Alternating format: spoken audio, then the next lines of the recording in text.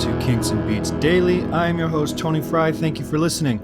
Today is January 16th, 2020, and on this day in 1957, Liverpool's Cavern Club opened to the public. Now, the Beatles would play there 292 times in the early days of their career, but the Kinks would also play there a couple times in 1964 and 1965, and then a ton of every other great band that went through England eventually played there, including the Stones and Queen, and a ton of bands went through there. It's a legendary club, and it opened on this day in 1957. Thanks for joining me today. As I said yesterday on the Kinks episode of this podcast, I'm looking for your phone calls. I want you to call me at 925-494-1739 and tell me what your favorite or least favorite Beatles or Kinks song is and why. And if you've got a few, call a couple times. Just a new call for every song you want to talk about. But let me know what songs mean something to you, why they mean, like if it's got if you propose to somebody while In My Life was playing, or, I don't know what. Or you were hit by a car while Wild Honey Pie was being played and you have a negative association. I want to hear your stories about these songs from both bands. So give me a call, 925-494-1739, or you can email me, kinksandbeats@herohabit.com, or you can visit herohabit.com and take advantage of our new community features that include a Kinks and Beats daily discussion group where we are just talking about these two bands all the time. And it's brand new. It just launched this week. We revamped it from the old one, and it's much better now. And I hope you'll swing by there and join me. Today, we're talking about Got to Get You Into My Life, which was released August 5th, 1966, as the penultimate track on Revolver. I know at least one listener is thrilled that I just used the word penultimate. So the song comes between George's I Want to Tell You, which is actually one of my favorite tracks on that album, and John's Tomorrow Never Knows. And I Want to Tell You is kind of an up-tempo pop shuffle that has some very dissonant and dark elements to it that we'll talk about when we get into that particular song.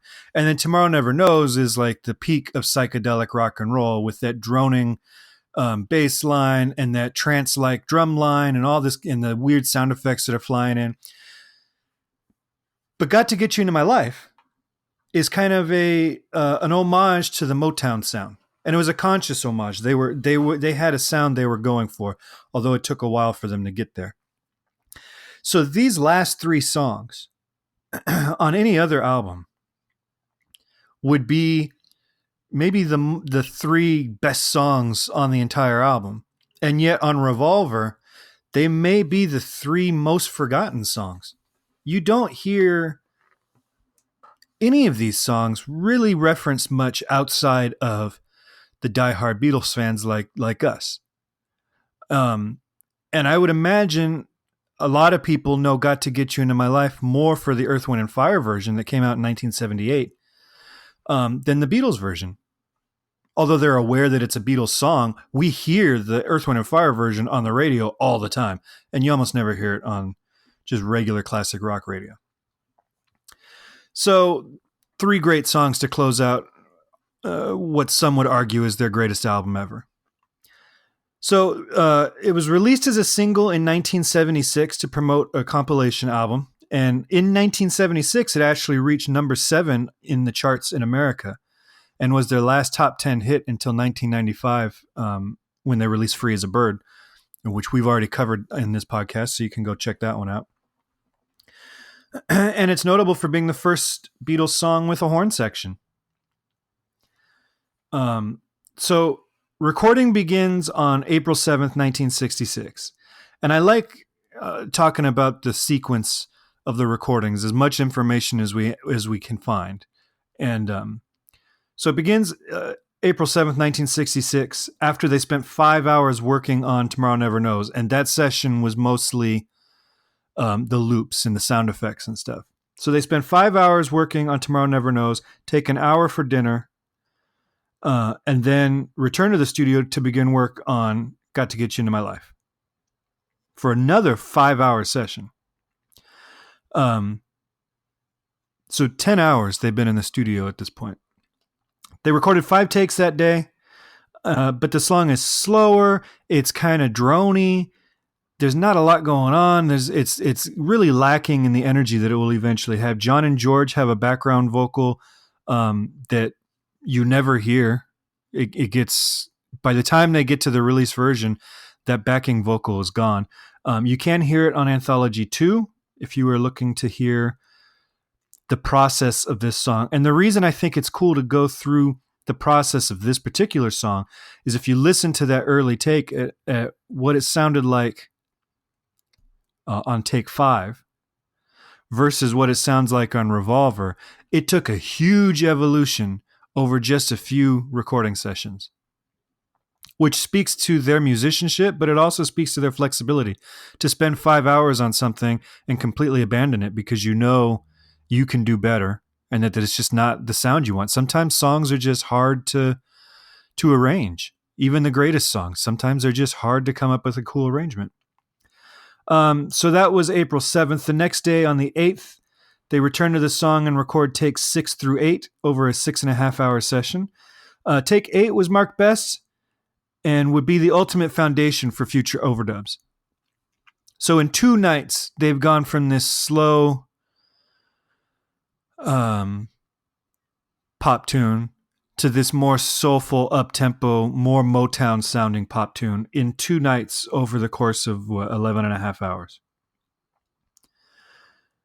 Then we go, that was Friday, we go to Monday, April 11th. It's when they overdub 4.5 hours of overdubbing. And then they kind of sit on it. That's April 11th. They don't return to it until May 18th. Which is where they record the new horn parts. And the interesting thing about this is apparently there's no arrangement written. Paul, they assemble the musicians into the studio. Paul sits down at a piano, plays out what he wants the horn players to play on the piano, and then they kind of figure out the arrangement themselves. Apparently John was in the booth, and George was kind of bouncing back and forth, working in the studio and working in the booth. So that session, we get the horn section. So now it's really starting to feel like a Motown tune. And then they sit on it. So what did I say? That was May 18th. It was a 12-hour session. And they also did lead vocals, backing vocals, and guitars. And by the end, the song was done and 2 mono mixes were made. Then we jump ahead to June 17th, and they decide they need a new guitar passage, overdubbed it, which means that the old mixes are now useless because they don't have this new guitar part that they've done. So 5 more mixes are produced.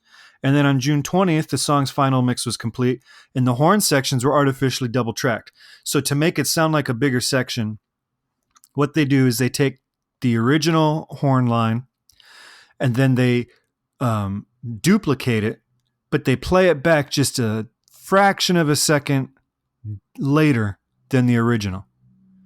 And what it does is it gives the illusion that there are twice as many musicians on it because it's just a little out of sync. It feels like it's extra players.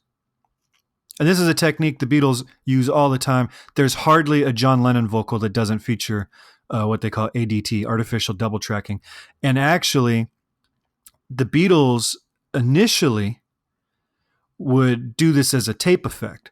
They would take the original tape and then they would bounce it down to another tape and then superimpose it with the variable delay.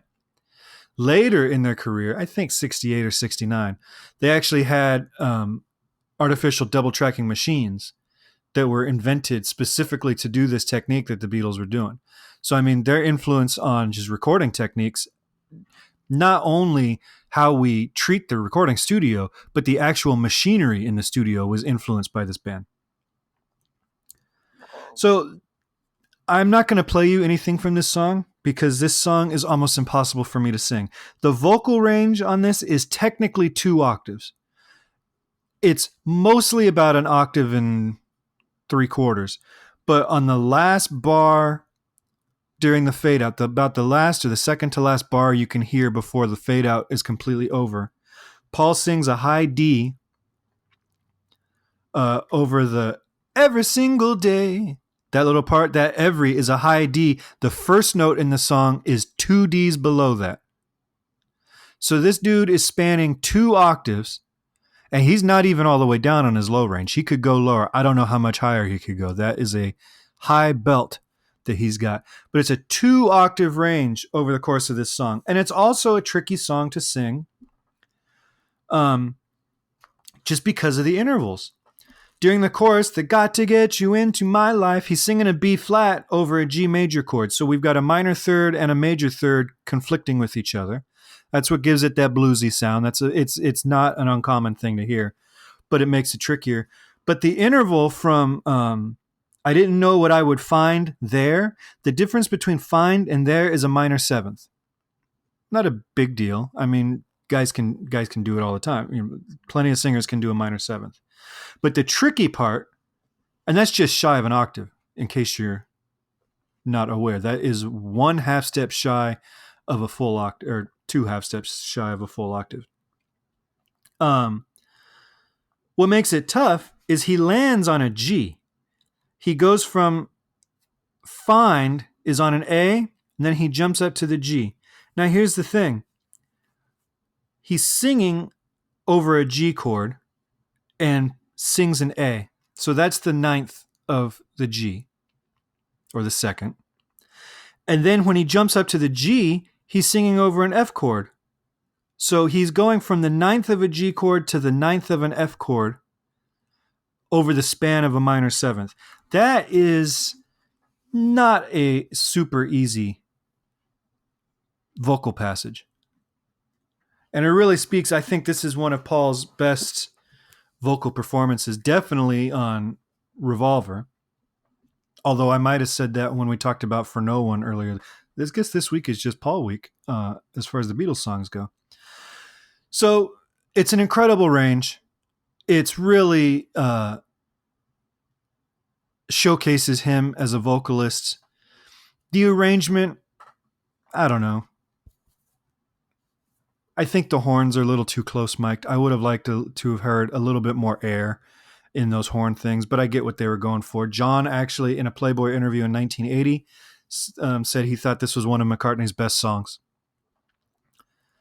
And lyrically, it's about marijuana. It's not about love or anything like that. The you in Got to Get You Into My Life is weed. So this is a drug song that gets played on the radio, that gets covers, that people praise for being this great catchy pop tune.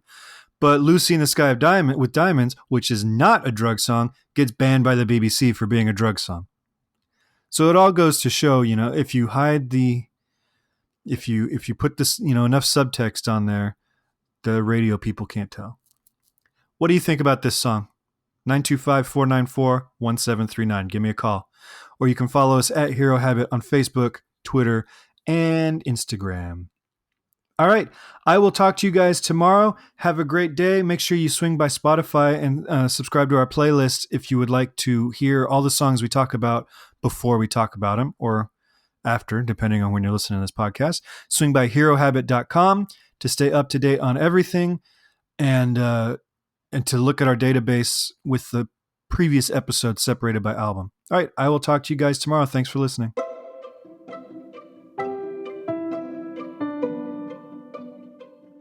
This podcast is presented by the Hero Habit Podcast Network. Swing by herohabit.com today to comment on this episode and poke around our growing database of sports and pop culture news, reviews, and collectibles. herohabit.com. Collect your heroes.